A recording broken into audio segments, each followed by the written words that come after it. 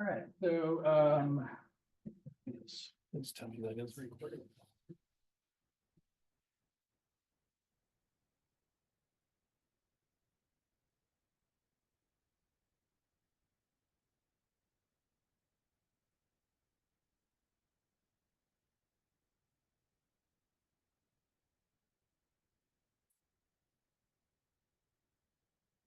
Okay, I don't know why the little green bar is, okay, I think I can kind of see just a little sliver there of it on there. So I'm gonna need y'all's help this semester, and I am just absolutely notorious of just starting the class and not recording it to Zoom. I know a lot of people have requested that I kind of record my lectures and post them to Zoom, so I'll need your help with that.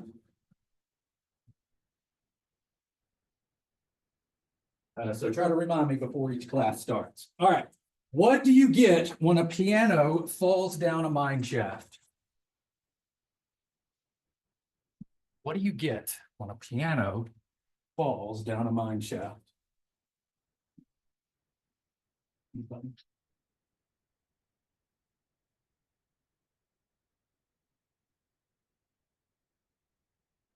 Flat minor. What happened when the rainbow took a test? Yes, it has one colors. What happens when you talk to a cow? What happens when you talk to a cow? It's pretty close. It goes in one ear and out the other. All right, so today is kind of our first lecture, our first intro into Linux here. Let's see if this pen is working. All right, good deal. So today, I don't think we're going to get to probably kind of the homework side of things. So I think how this is going to go is we'll probably get through this lecture, and then we're going to have a homework assignment, and I'm going to kind of postpone that homework assignment until Tuesday. And for one and one time only, what we're going to do is we're going to work through that homework assignment together. That is because it's in the first time some of you get into Linux, there tends to be a lot of questions that pop up, and I think it's just easier if I just work through it together. So if you come to class, you show up and you work through to me, you're guaranteed to get 100% on that because you're going to be following along. So don't miss out on that opportunity. So in today, we're going to be covering a whole bunch of basic commands. This is going to be command after command after command, kind of building up that dictionary that we need to be able to navigate through Linux. And then we're going to introduce pipes. We'll cover pipes a little bit later on. And if there's one thing, and I don't know if we'll get to it today, we may have to finish it up slightly at the end. It is going to be archiving and file compression. Now, this is one thing that will not be repeated. Archiving is how you are going to submit all of your homework throughout the entire semester. Probably about 85 to 90% of your homework is you are going to actually have to archive that homework up and be able to submit it. And there's lots of variations when it comes to this. What you got? I do. Maybe I didn't release them. Give me a second. I can take a look. Nope, I didn't even bring up my Chrome browser there, did I? I meant to do that, so give me a second.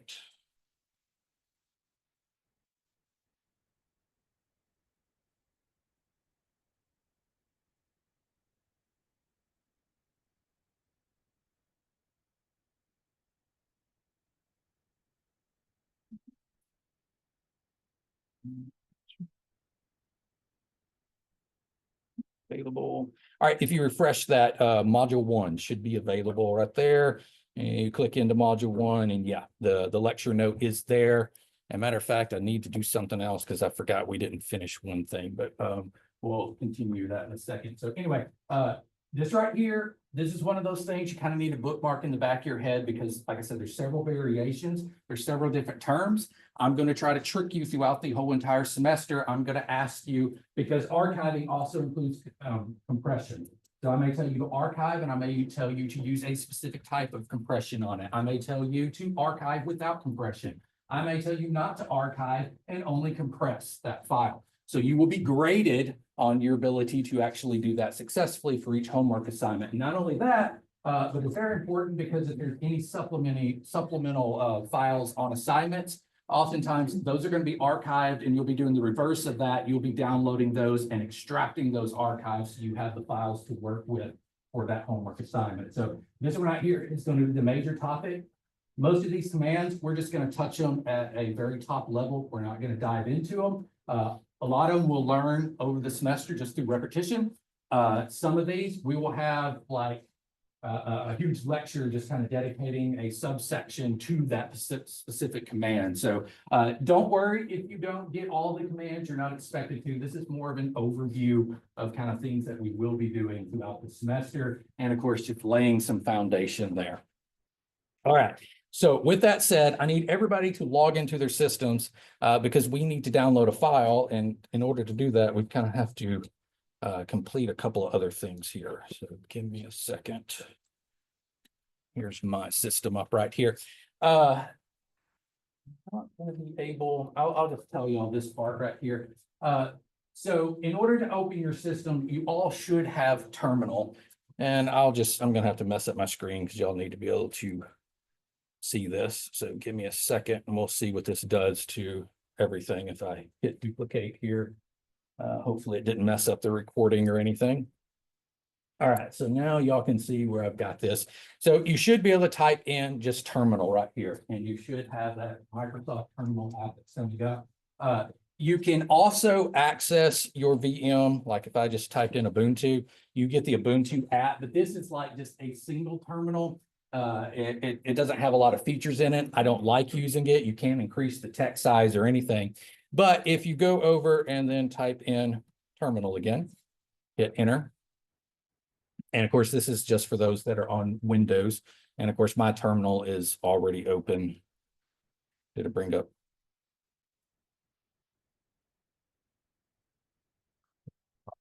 Here's the one.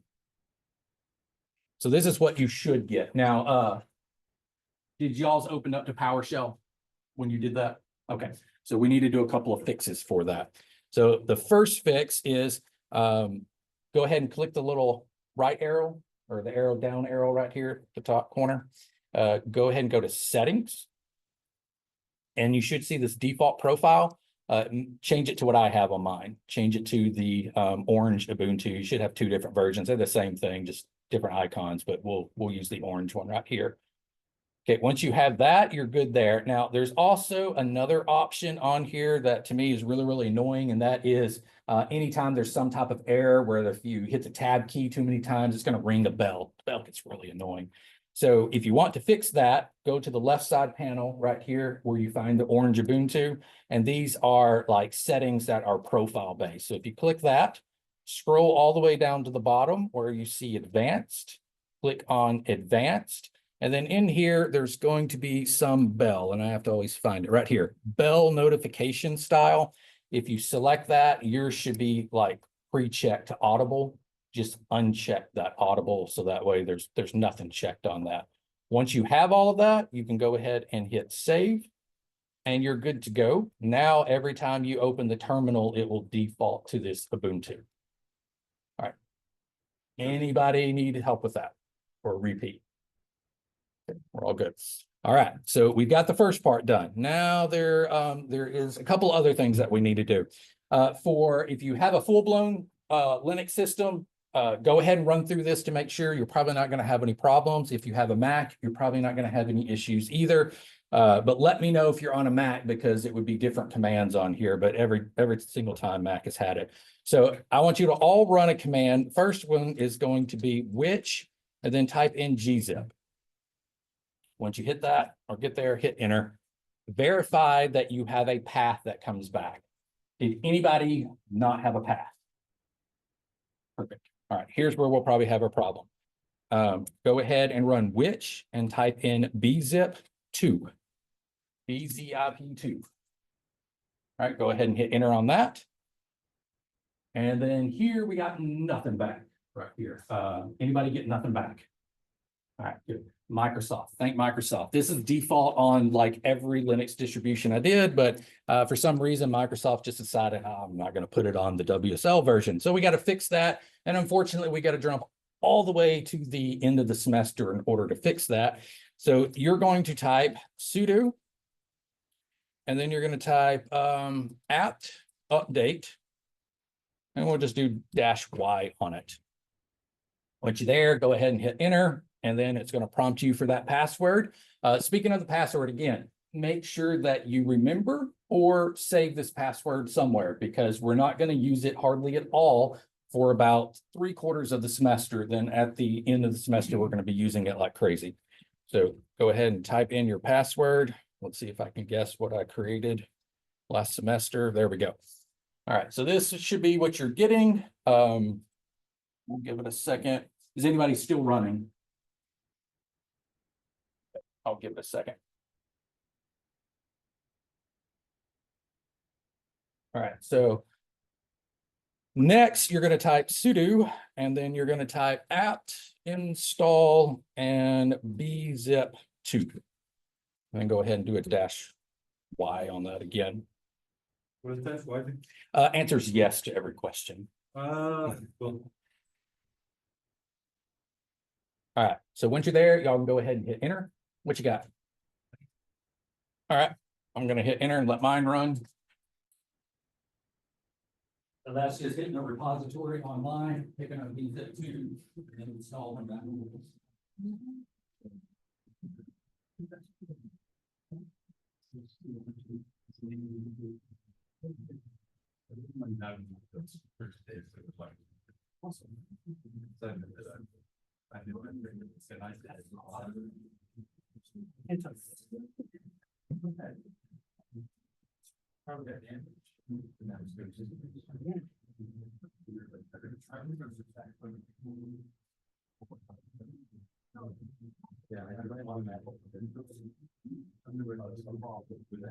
Okay, now if you type sudo and run, it should never run that course.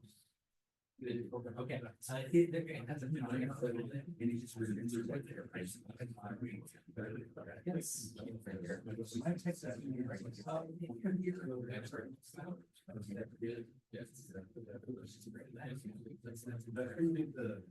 And then, yeah, search for just make sure. are they?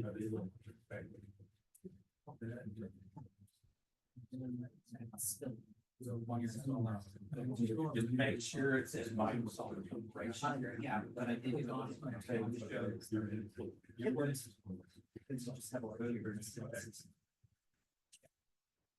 I am gonna ask you just in case.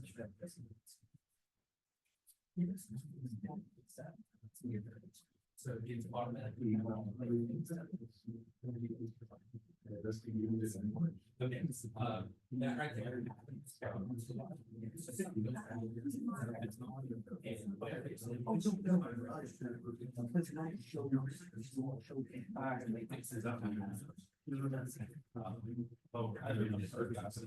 Yeah.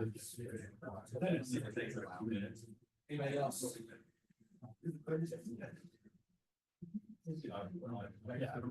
Yeah.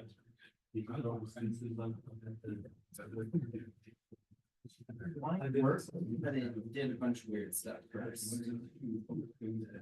But it did work. Okay. Oh, okay, what's happening is it's a log file, and it just means the file is being used. It was trying to do some stuff in the background, no big deal whatsoever.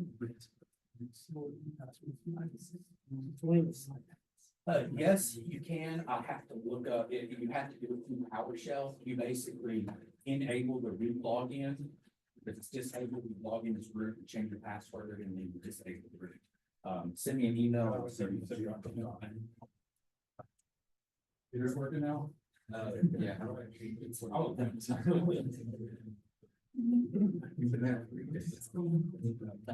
Absolutely.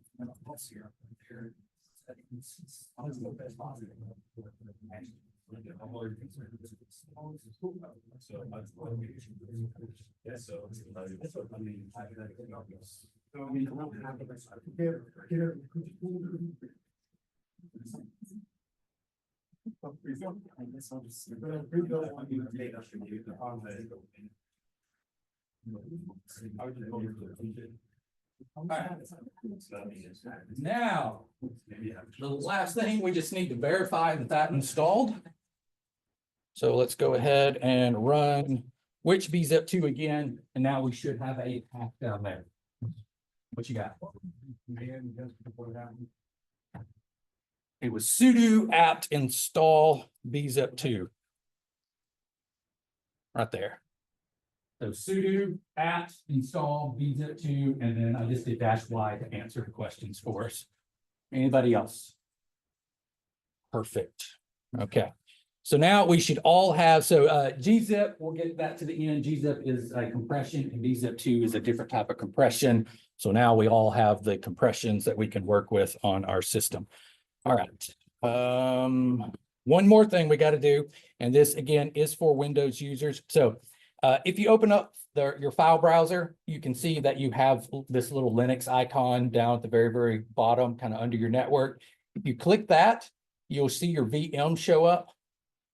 If you select that, you will be inside the root of your drive. Then you can select home, and then you can select your username, and then you're actually in your home directory right there. What have you got? I don't have a bzip. No, bzip, bzip2, How did you get there? where I'm at. Yeah, can you just go through that again? Sure, no problem whatsoever. All right, so we'll restart again. So I'm opened up my file explorer. And then if you kind of scroll all the way down here in Windows, you should see a Linux icon. So if you select Linux, you're going to see your VM. Now, if you freshly rebooted your computer and you go here and you haven't turned on your VM, sometimes this VM won't show up. You can boot your VM up and then it'll automatically just kind of pop up in there. But most of the time it's going to be there. So go ahead and select the VM. And then right here, you're at the root of the drive. So you want to select the home directory. And then you want to select your username, should be the only one in there. And then once you're in that, you're actually in your home directory right there. So this is nice and convenient. Microsoft is trying to completely integrate Linux into their OS. Sorry, what? Your home is empty? Did you boot up your VM?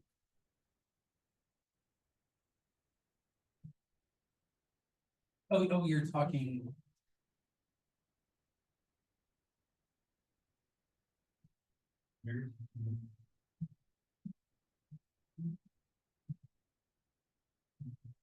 Okay, I've got another person that's doing this. Unfortunately, just don't do this next step, and I'll fix this at the end.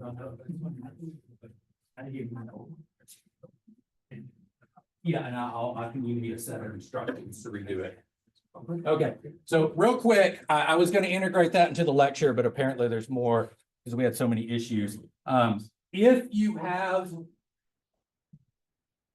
you do not have like this green text right here, which has your username, if yours is white and has root and has a pound symbol right here, then there was just an error during the install. It happens every single semester pretty much. And the way that we fix it is we go into PowerShell and we do WSL --unregister. And then we list the VM name. So if you did the default, it'd be WSL --unregister space Ubuntu with a capital U. You hit enter, it unregisters, and then you just do WSL --install again, and then it will go through and then reinstall it. It's just a fluke that happens, and I normally have 1 or 2 people every semester, and that has fixed it 99% of the times. So for those that are doing that, you won't be able to do this next step. I've got to move on, but we'll get you caught up at the end of the class right here. So it's not too big of a deal. Okay, so for those that it is all working on, there is a problem right here. Now let me show you a workaround we got to do. And that is anytime we download something from the internet. So I'll just do save as because I'm going to save this. It's actually a web page. Oh my gosh. Is it really there? Hang on, let me do save. Thought it asked me to save an image. Because why can't I just save an image? I just did this in my office. Okay. We'll go ahead and do this just because I've never seen this. Oftentimes there's always been a bug in here that this does not show up, this little Linux icon right here. And I like the other method better anyway. So we're going to fix that and we'll see this semester if that ever gives us any issues, because I might can quit doing this. So what we're going to do is we're going to create a shortcut. But first, go ahead and go back to that path that I told you. Up here in the address bar, just right click it. And it should automatically kind of select that path for you. If you click in the white area, right click that, hit copy. So we're just copying that path right here. And then you want to go to documents. You can put this anywhere. I'm going to put it in my documents because I often delete everything from downloads. Let me delete this. Right click in the white area and just do new and do shortcut. Now right here is that path. So you can right click in there and hit paste. So right there should be the path to your VM. Is anybody not there? Okay. Now click next. And the next is just give it a generic name. I like to do Linux VM. You can give it any name you want. Then just hit finish.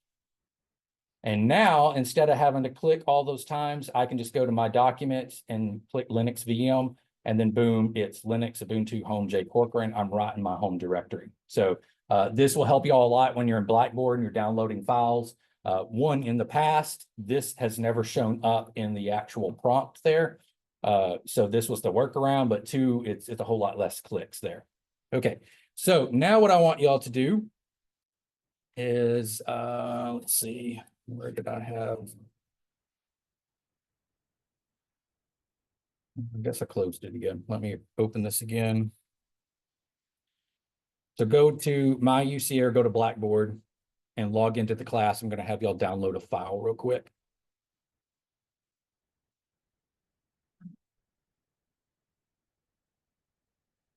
So once you're in the class, go to online classroom and then go to the, let's see, module 1 here.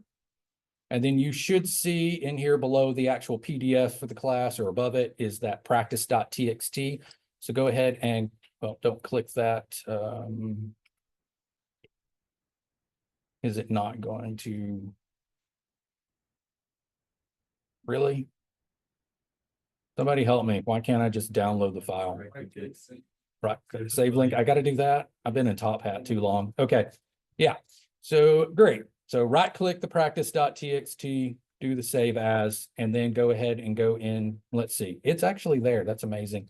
I'm going to go to documents and then Linux VM, and then just go ahead and right into the root of the drive there or your home directory. Just save that. All right. Anybody have any trouble with that? Okay, good. All right. So now I'm going to try to fix my screen and we'll move on with the lecture.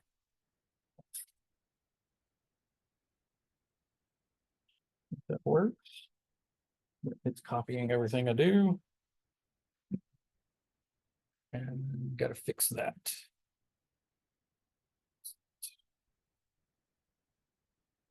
All right.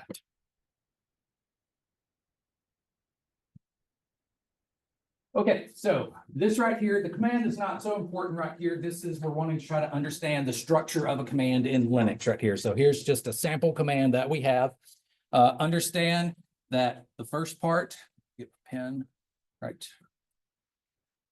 First part, that $sign, that's your prompt. It should be a $sign. If you have the pound, then that is a special prompt that is for root. We should not be logged into root. And again, we'll get those fixed on the couple of computers that was in there. The second thing is going to be the command. So there's the command that you enter. In this case, it is ls. ls allows us to list the contents of a directory. The second two, kind of right here, they are arguments. Now, they are slightly different. This first one right here, the -L, that is an argument, but we often call those options or flags. They change the behavior of the actual command. Now, this last argument is going to change where are we actually performing this list on. If we put nothing there, then it would take our current working directory, the directory that we're working in at that moment, and it would list the files in there. This case, it's actually going to look at the root of the drive in a directory called bin. So it's going to list the files that are in that bin. So again, not important really on the command right here, but just understanding the components of it. So we got the command, we got the flag or the option, and then again, just a generic argument, not really a specific name for that. All right, so here's one of the things that I want y'all to do at first, and this is just to verify what shell we had. So we should all have bash. Unless you're on a Mac, you should have probably a ZSH. So I'm going to switch over here, and I'm going to run the command echo $0. So $0 is just a built-in variable that kind of holds the values configured on boot on our system there. Go ahead and hit enter, and you should get bash. So did everybody running on a Linux machine, did you get bash, or anybody not get bash? All right. Not Mac. Okay, what did you get? ZSH. Is that what everybody else on the Mac got? Good deal. Good deal. Not a problem whatsoever. Like I said, we'll deal with the Macs a little bit later. Another thing you can do is you can echo $shell in all caps. That's another variable built in there, and it kind of contains the full path to it, just like we saw with the gzip and bzip2 right there. So that's just kind of verifying there. All right. So now this right here, we're just going to work through some quick stuff on the command line, just some couple of commands right there, just to help us a little bit, be a little bit more efficient, I guess, on the command line. So I'm going to type in echo here, and I'm going to type live, free, or die. Now, the echo command, if I run it, all the echo command is the print command in Linux. So it's just going to, whatever I type, it puts back on there.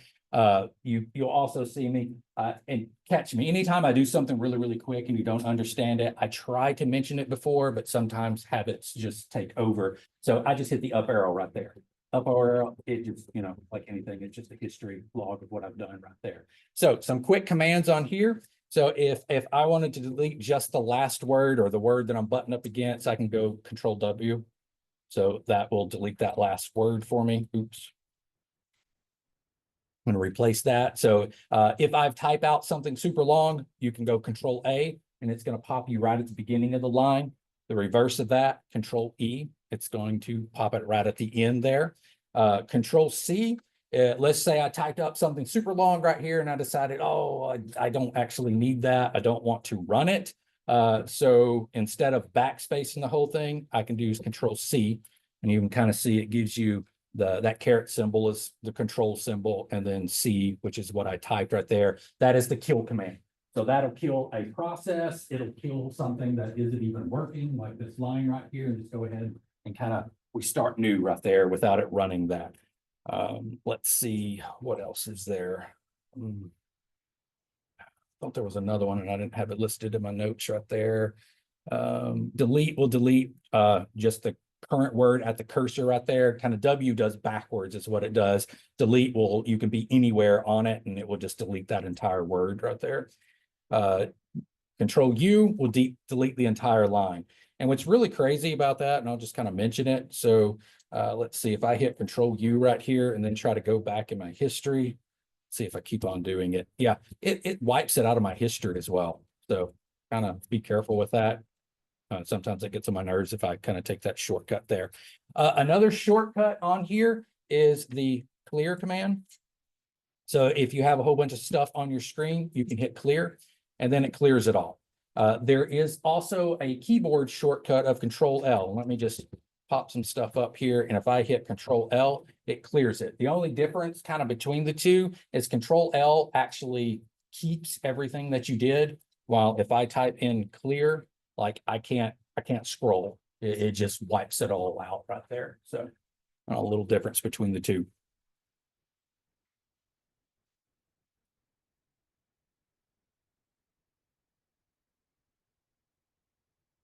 And that's just navigating with your arrows, kind of went over that already. Okay, so you all know that I love jokes. So if there's any time I can throw in a joke to actually explain something, I'm going to do it.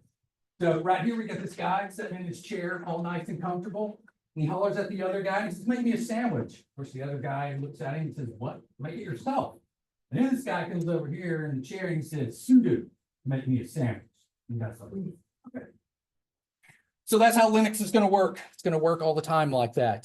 So you're going to issue a command, and then Linux is going to balk at you, and it's going to be like, okay, I'm not doing that. And then you can take sudo and append it to the beginning right there, and just type everything exactly the same that you did, but put sudo before it there, and then it'll be okay. Obviously, it's going to probably ask you for your password. What that is doing, it is elevating your privileges there. So there is a power user on every Linux machine. It is called root. Most distributions have disabled root as a login account. It is a security risk. We don't want to give someone trying to brute force hack our system kind of 50% of the information, as they all know that root exists on the system. So we want to have that disabled where nobody can ever log into the system as root. That's why we shouldn't be in that. One of the reasons why we need to fix our system for root, it's not a login account on there. But sudo allows us to temporarily elevate ourselves to have root privileges. And the way it does that, sudo is a group that is on our system. And by default, when we create our systems, it automatically adds our username to that sudo group. And then, of course, later we'll learn how to add as many users as we want to that sudo group, where they can all temporarily elevate those privileges on our system. Okay, so kind of going hand in hand with that, we had SU, that means switch user. We're not going to need it for this class too much. That's more of like an administrative thing, or, if you do have multiple users on your system for some reason, it's nice to have. So when we start up the server and all of y'all have your own accounts, if you have issues, I can simply use SU and then put in your username. And then since I'm a super user, I can then type in my personal password and log in as you. Of course, that's kind of dangerous. So you want very few people having sudo privileges on your system. Only the people that actually manage it should have that, and nobody else should. So that allows me just to switch user.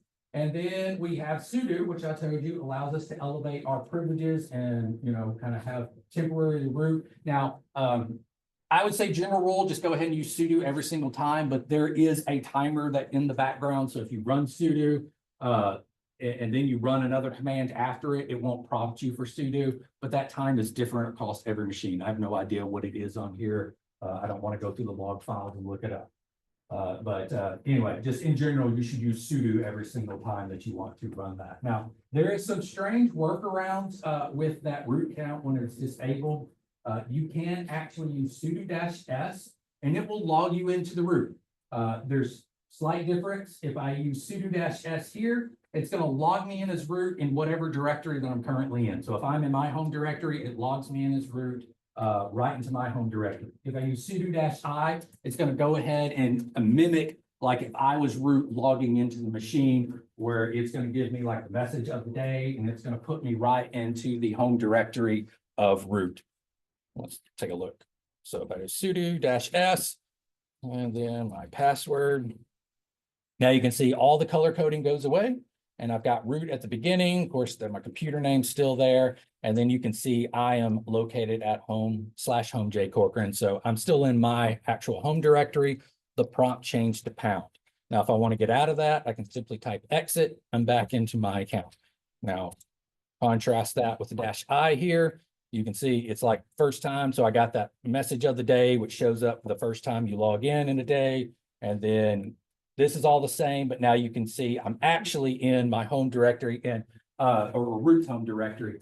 Now I meant to tell you this at the beginning. We're going to have to put the cart before the horse several times while learning Linux. So in order for me to explain a concept, I have to use a command that we've never worked with.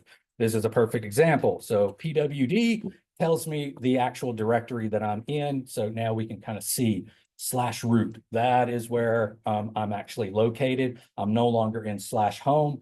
/root gets its own little special directory right in the root of the drive there versus in the home directory. And again, we can type exit and just clear out of there. Okay.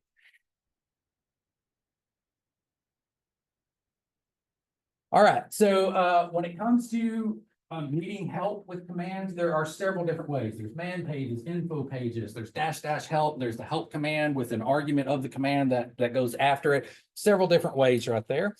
Man pages came first. We'll talk about it a little bit later. When we open man pages, it actually opens up this document in what is called a pager. You can think of the pager as a notebook that's already been written in that has no capabilities of being edited. And we'll talk about pagers here in a second. So it's going to open this up if you want to be able to see like one page at a time, kind of flip the book, space bar. Of course, you can navigate the cursor with the arrows right there. Q is how we actually get out of it. And then if we want to search, and I meant to add this right here, but this is a forward search. Question mark is a reverse search. So unfortunately, it depends on where your cursor. So if your cursor has the very first character in that file, and then you search for something, it'll start at that first character and go back down. And then if you get to the bottom, it'll just stop. And if you want to actually get back to the top, you'd have to do question mark, and then you would be able to search. And let's just show an example of it. So if we do man, and we'll just do CD, there is no man for CD. How about CP? Okay, all right, here we are. So now if, let's see, I'll just do / and we'll do long. I know that's in there. So it found it once, highlighted it there. In order to repeat the search again, I don't have to do like /long. I can just do /. And then you can see there was actually only 2 of them. So I've made it to the end of it. It won't do anything else. And then if I wanted to go back, I can just hit question mark, enter. And as long as I don't change the argument, it's going to still search for the same exact thing in there. And then if I want to get out of it, I can hit Q. Next is info. Info came after man, and info basically it supports hypertext links. So in a hypertext links within the documents. In other words, if you see something underlined, you can click on it and it will jump to that in the document, while the man pages does not. Everything else is pretty much the same on that. So let's see, we'll just info. So now you can see we've got info page. Notice when I go over it, how it just kind of makes the line go away. But if I hit enter, then it jumps.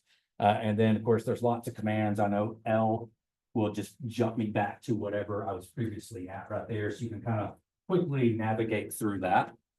Then we have get Q to get out of there. So we can do CP -- help. So if CP has some type of built-in documentation, and this stuff is really nice because it's short. It's kind of a quick way. And oftentimes they're going to be way shorter than this right here. And not everything, this kind of has to be programmed into the command. Not every command is going to have that. And here's the interesting thing on all this. Sometimes there will be something in man, and then there'll be nothing in info. Sometimes there'll be something in info and nothing in man. And sometimes it's in both. It really depends on the author that made the actual command, what they wanted to spend time and write the man page for. And the -- help may not be there. And then we also have just a general help command that we could feed something to, like CP. You can see there's no topics for it. Let's see, we'll do move command, no topics for it. How about bzip2? No topics for that. Okay, how about info? LS? Can we help the help? Hey, there is a help for help command. There we go. So yeah, you just gotta go through them and figure out where it's at. Now, when it comes to this stuff, should this be the first place you look for help? What do y'all think? No, I would not go here for the first place. I would Google it. It's going to be much, much faster. This stuff is very, very cryptic. It's definitely hard the first time you see it in there. And especially one of the things this thing is terrible at is giving you good examples. It's just the cut and dry. It'll tell you like this option does this, and that's about all you're going to get with it.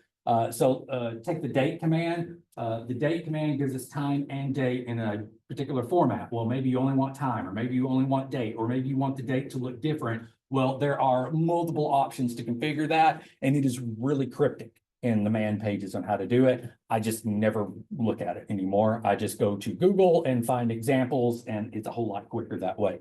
But if you're kind of at a system and for some reason have no access to the internet, then you do have the man info help and or the dash help and help.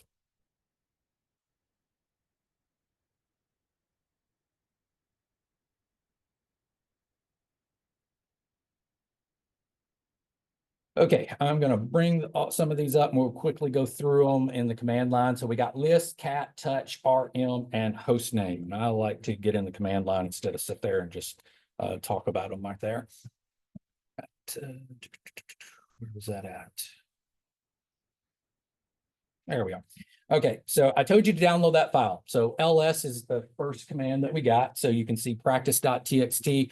Note, we'll talk a little bit later. This right here is a hidden Windows file. When we download stuff from the internet, Windows tacks on things. Linux doesn't know what to do. It's a known bug. So it just cuts it off of the file and then puts it as this zone.identifier. And we'll talk later about how we can easily deal with those. If you don't want it for the short term, we'll talk about it here in a second when we hit RM. But anyway, ls command should show our file. Of course, we're in our home directory here. We can prove that with pwd. And then if we want to see the contents of that practice file, then we can use the cat command. Cat means concatenate. Its true purpose is to take two files and kind of glue them together, but its default action is just to print things to standard out. So we can just give it a single argument and it's going to do what we want right there. Just kind of print it out. While if we gave it multiple arguments, it just glues it together. That's why it's called concatenate, but most people just use it to see the contents of a file. Now, we can also use touch. Touch is actually used to update some of the metadata like timestamps on a file, but it has this unique feature of if the file doesn't exist, it will create it. So if I just say test.txt here, hit enter, then I do ls, then we can see that the file was created. Now, I'm going to show you this. ls is a command that we'll just learn by repetition over time. So ls-l is going to give us some of the metadata. It's called a long listing is what it's called, but it gives us some of the metadata there. So we can kind of see the differences. Practice.txt, it actually has contents. That's how large the file size is. Test.txt has no content, so you can see it's 0 on the file size there. All right, now when it comes to removing files, I tell you what we can do. Let's go ahead and just do ls again.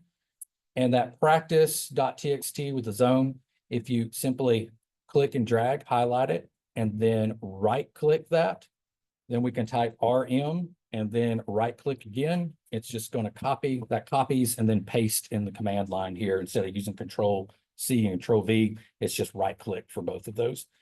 So once you have that, you can hit enter and it does remove the file there. Let's take a moment right here. If I wanted to get practice.txt :zone.identifier, if I wanted to restore that, what do y'all think? Can I simply just go somewhere in Linux and restore? See, I'd shake a no. Anybody else? Any thoughts? No. Linux has this really bad habit of doing exactly what you tell it to. And you said you wanted to remove it. So you said, sure, I'll remove it, and I'm not going to argue about it one bit. It's gone. Now, could you use some type of file recovery software? Yeah, it's still on a sector on the disk sitting there. But as far as your file system here is concerned, your shell, it is gone. It is no more. You cannot have it again. So when you're doing your homework, be very careful that you don't delete something. I had a student last semester that actually put something in his script on accident, thinking he was cleaning up his temporary files, wrote over 300 lines of code for his final project, and then in his script was an RM that actually captured his own script, and he deleted his own homework that he did, lost over 300 lines of code and had to rewrite it in a weekend. So again, Linux will do exactly what you tell it to.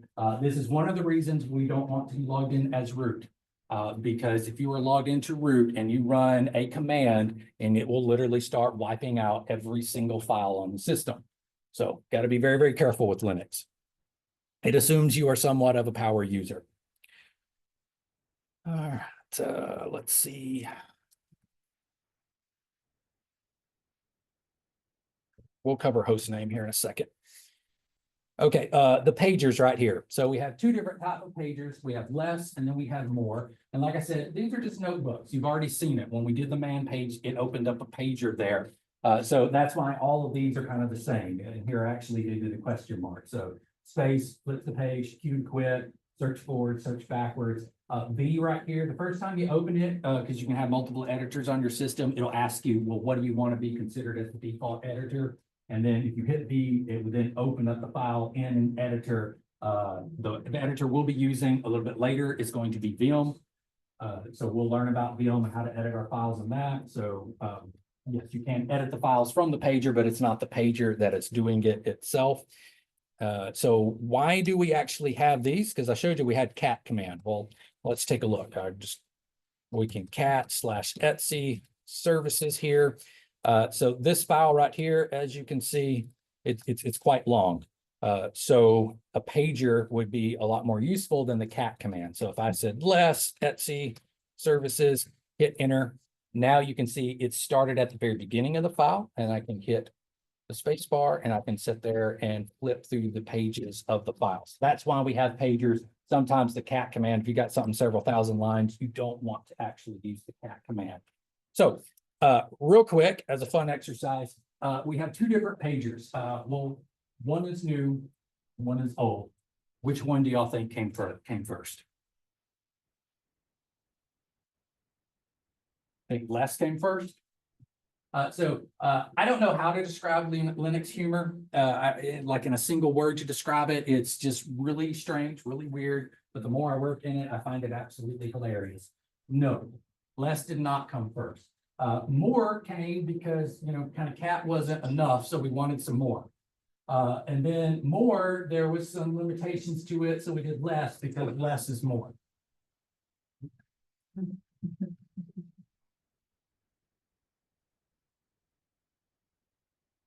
All right, some more commands we'll slap on the screen here. So we've got CP for copy, MV for move. grep allows us to actually search for strings within a file. Head allows us to see the first few lines of a file. It's 10 by default. Tel does the opposite, last 10 lines of a file. Then we have sort, so we can sort our files. Unique will take anything that if there is an adjacent line above it that is the exact same, then it will remove it. So that way each line is unique. Diff allows us to compare two files to see if they're actually the same or not. And then we have the file command right here, and that will tell us like what type of file are we looking at here. So let's dive into some of those. Okay, so we'll do ls and we'll do CP, and I'm going to reference practice. And I keep on doing this, and I think I forgot to tell you this. So Linux is all about being lazy. If you read Linux books, it tells you to be lazy over and over and over. That's why you'll see that nothing is actually capitalized. They do tend to use camel case. The exception to that is if you have a GUI-based system, like your downloads and your documents, music, all that, we'll start with the capital. But when it comes to the actual shell stuff, everything is lowercase in there. That just because we're lazy. We don't want to have to hit the shift key there. And also when it comes to laziness is if I have these files in here, and you'll notice that I just start typing the first few letters. And as long as those letters are unique within the directory, I can hit tab. And I cannot tell you how much to use this. It's not just about being lazy, but it also verifies for me. I know that file exists. When we start typing in super long file paths, what I do is I start typing the first few letters, I hit tab and boom, it hits it to the end of that directory. And then I start typing the first few letters of a file that should be in the next directory. I hit tab, boom, it just auto completes it. So that way I am sure that 100% those files even exist on the system before I even execute the command. It just makes it a little bit less error prone if you use that tab key. So, so we got copy command, practice.txt here, and then we'll just call it test1. We'll do .txt, I guess. And now I'll do ls, and now you can see I have a copy of it. If I was to cat the test1 right here, boom, it's the same exact file. Now, cart before the horse a little bit. I'm gonna do this command. This is make a directory. I'm just gonna call it dir1. ls, we can verify that directory exists. So again, I could copy the practice.txt, then I could specify directory 1 here. Now, if I hit enter, it actually copied that into the directory as practice.txt. But I could have also specified as, I want that as test2.txt, hit enter. Now, if I do ls on directory 1 here, you can see that we have both of those files, practice.txt. Since I didn't give it an argument of a name, it just went ahead and copied the exact name as is. Here, I gave it an argument of a name, so it copied the file but changed the name. Now, let's take a look at move. So we'll ls, I'm still in my home directory here, and we'll do test1, because test1, yeah, it was the file that we had. So I'm going to do move. I'm going to say test1.txt. And on this one, I'm going to say test2.txt. Now, if we run the ls, you can see that it moved the file and renamed it in place. So test1.txt is no longer there. So a lot of times, if you can, Linux will make like a command multi-purpose. And so there is no rename command. Doesn't exist. Now, can you download some third-party software and have a rename? Sure. Can you create your own alias on here if you want to have like rename on there and alias it to move? I mean, you could do all that stuff, but there is no rename command. If you want to rename a file, you use the move command. So we can also incorporate it with the move. So let's go ahead and do the move command on test2.txt. Then I'm going to reference the dir1 directory. And let's see, I can't remember what was in it. We'll just do test. I don't think I did test3.txt.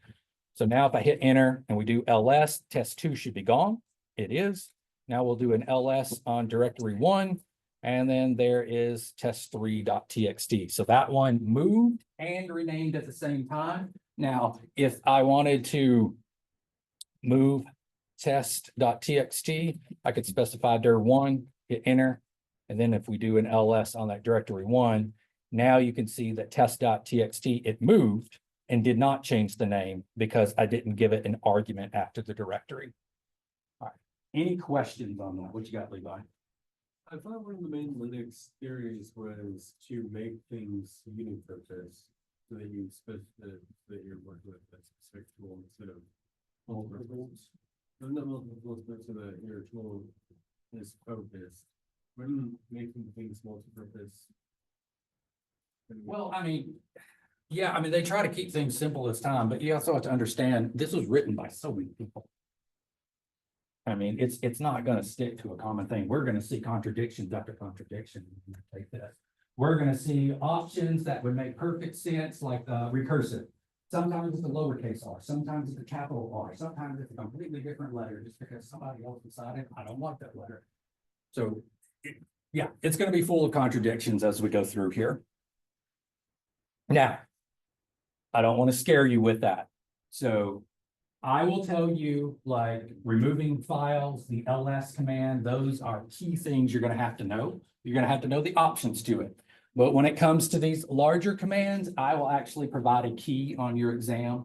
So that way you don't have to remember all these options. I will let you know ahead of time, like I expect you to know this command and its options for the exam, but there's very few of them because the options vary so drastically. Even the options that do the exact same thing, that there'll be different letters or even different entire names. Okay, sort command, we'll take the practice of a cat practice.txt here. So you can see right here, it's not in alphabetical order. So if I did sort and then called practice.txt, you can see it sorted it.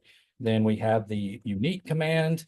And if I gave it practice.txt, remember, if the lines are adjacent to one another and they're the same, then it's going to go ahead and, delete that out. And then to what you just kind of talked about, Levi, if I did sort dash, I think it's U, it's either U or Q, we'll find out.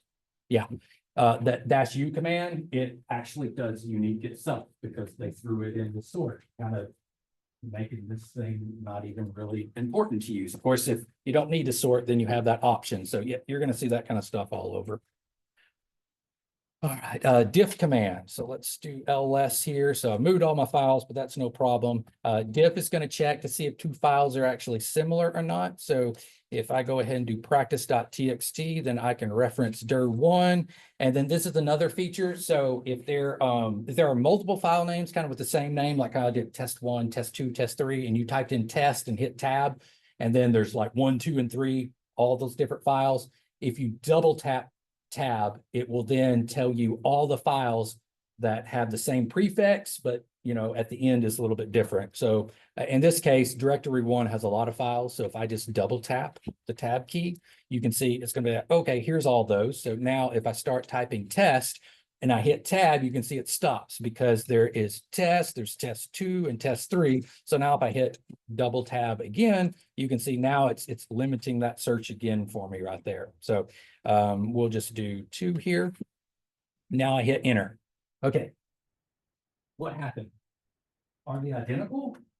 Did something go wrong? How do we know? What is y'all's thoughts? I heard some answers there, but I was talking. Do you think they're identical? Yes. Okay.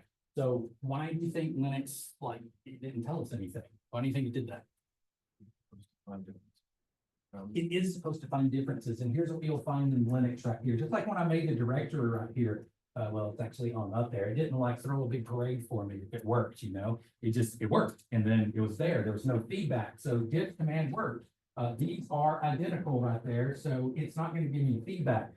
The only time Linux is actually going to kind of give me feedback most of the time is when I do something wrong here. So if I was to say /etc services, we'll give it something ridiculous here.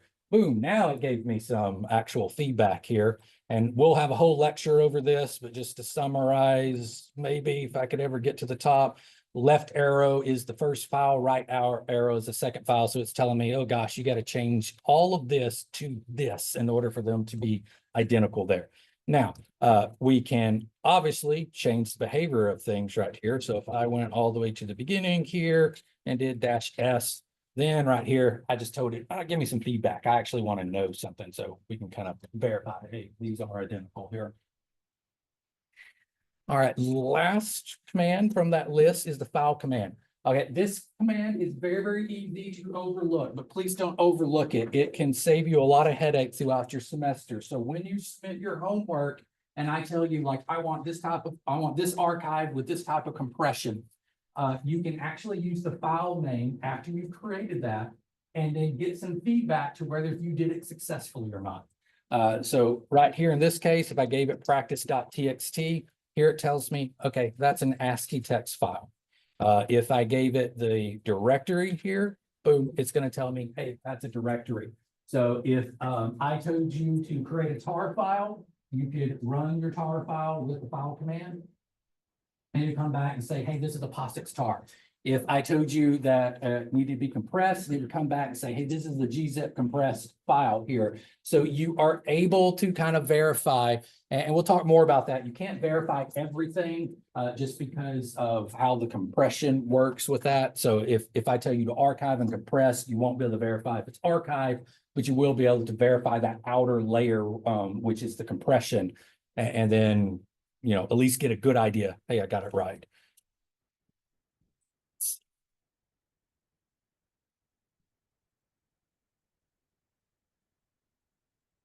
Okay, good deal. Pipelines. So we're going to kind of touch on this right here. We'll come back to it several times. So pipelines allows us to take the output. So when we run a command, it's going to send something to standard out. That's what's, our screen right there. But we can actually change that behavior and say, hey, don't go to standard out. Instead, I'm going to send it through a pipe and send it to the next program that I specify after that. So I've kind of told you commands, programs, utilities, we kind of use that interchangeably. And then you had that Linux philosophy that I shared at the very beginning about how everything should be written as a filter. So what they're saying, this is the program, it's the command, it's the utility, it should be written as a filter. So you can have a simple command in there. You can have your entire script that you wrote that can then be piped and then sent to another command or a filter. And you can just keep on and keep on and keep on going with that. And basically at each step, the new command is altering the output in some way until you get to the end. Now, we'll see a little bit later on where this can become a problem. This is a great thing, but the problem lies if, let's say you're writing a script and you decide to write a filter, a pipe filter this long. And then in the script, something goes wrong.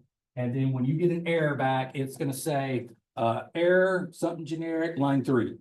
But then your filter is this long. You don't know where that happened within that filter. So you have to use them, only kind of when they're needed. Now, there's going to be several things, like some small changes that we make that filters are going to work great, or pipes are going to work great for. What this will eliminate is, let's say if we didn't do that, we had a command, we save it to a file, then we'd have to call a new command, give that file as an argument, it changes it, save that output, and then call a new command, reference that file as an argument, and then let it, you see the benefit to it. We don't have any temporary files. It just sends it to one, sends it to the other, sends it to the other, and then we save the output. So very useful, but if you use it too much, it can kind of become a downside to you. It makes it hard to troubleshoot there. So use it limitedly, but use it wisely. Echo, we've kind of seen what Echo does. I should actually have it way ahead, and I never change it there. The date command, so the date command gives us the time and the date. There is no time command. So you have date right here. So there's our date, there's the time right there. But if there actually is a time command, I was corrected on that one time, but it's not like the actual time. It's a timer. So I could time how long it takes date to complete right here, one millisecond. So not really useful for anything in this class right here.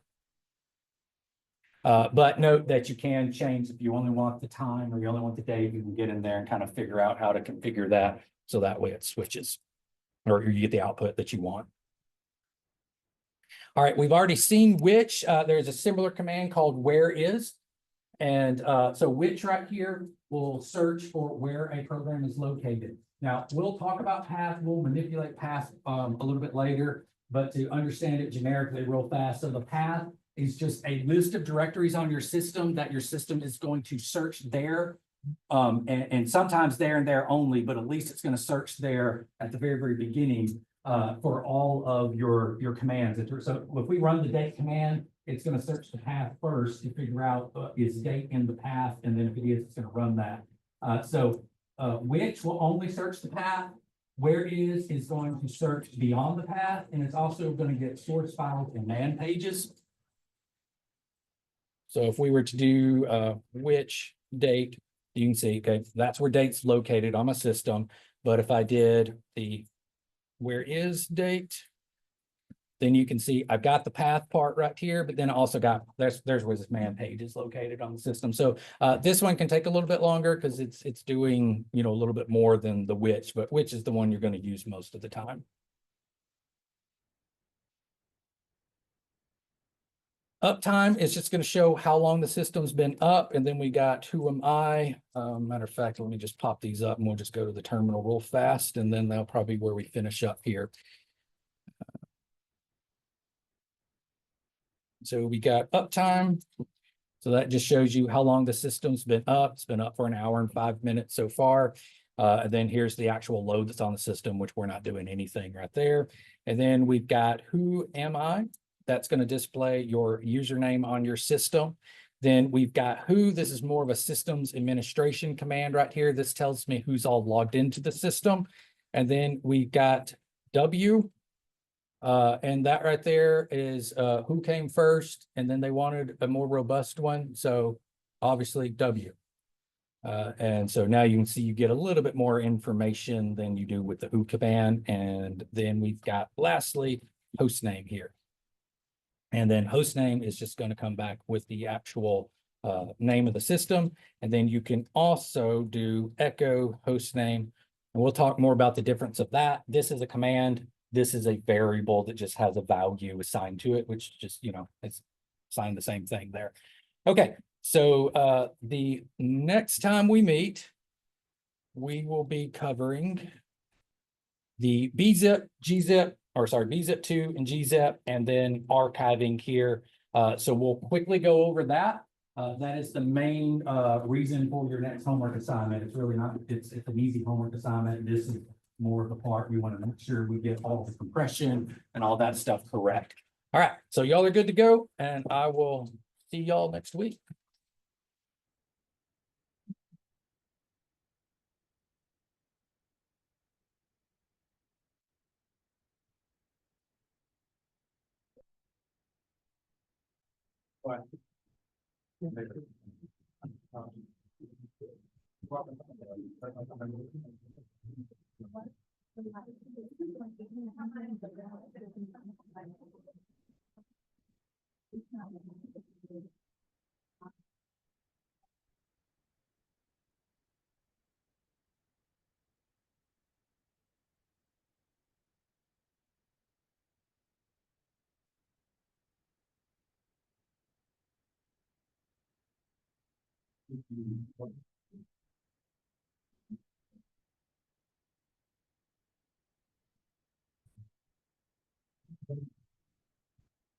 All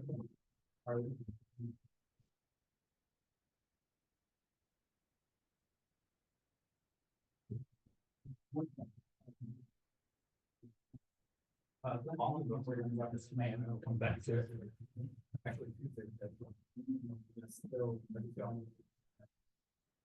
Okay, it's not this. Good homework assignments. Like I said, it's not going.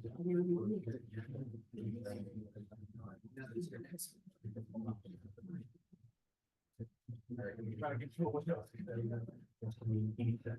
It could be your double pattern. There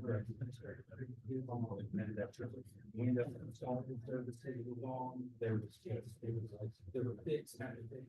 Things really were wrong. And funny for that, there's some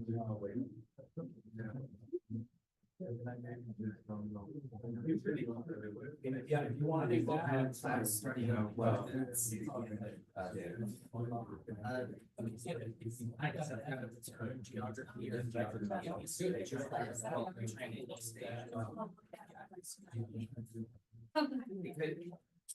because it's one of my geographies. Yeah, but yeah, so that's. Minor. It's all minor, and I think it's not graded to After the summer at the fall. I think. Now, I don't know how to. Well, no, this is. Okay, so you can download.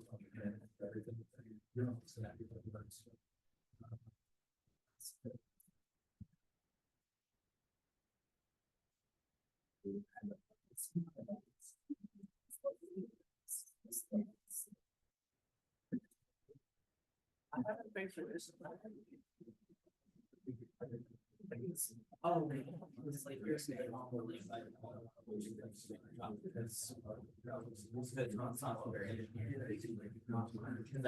I'm thinking it's like because we also read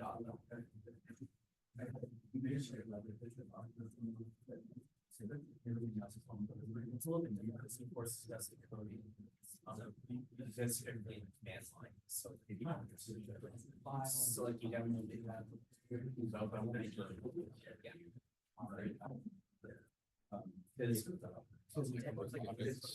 Yeah, it's not being used. It's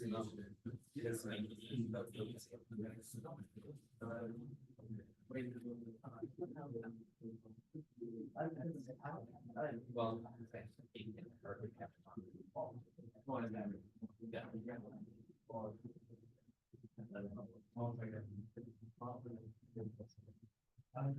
I'm just, because I'll send you an email, it's not this, but I'm not there here. Because we usually post it, it's a big exemption. But I'll send you this and it's still not called the actually called for